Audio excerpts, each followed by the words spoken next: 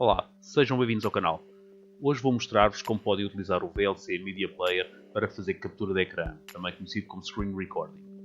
O VLC, como muitos sabem, é um poderoso leitor multimédia que traz N ferramentas escondidas. Vamos então começar. Vamos abrir o VLC Media Player e a primeira coisa que vamos fazer é ativar o rato na gravação de ecrã.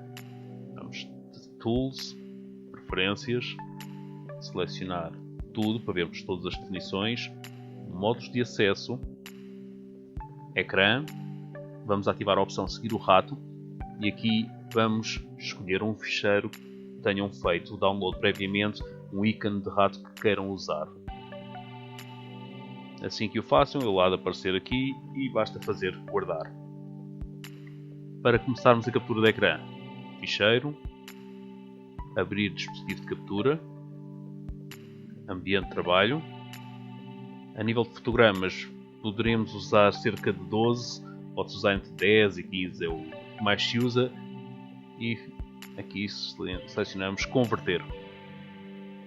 Está certo, vídeo com o código H.264 e vamos selecionar um destino.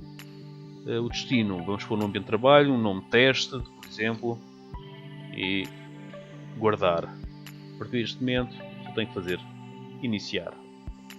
Já está, estamos a gravar. Vamos fazer aqui qualquer coisa no ecrã, minimizar.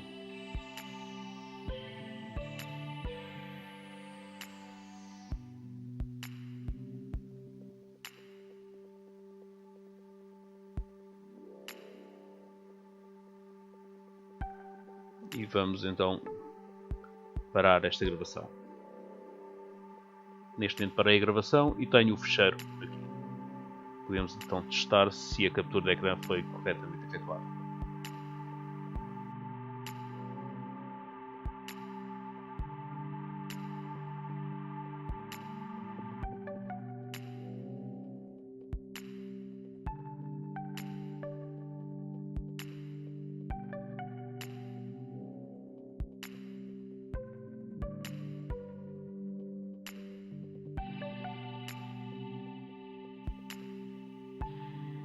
E é precisamente isto que queríamos ver.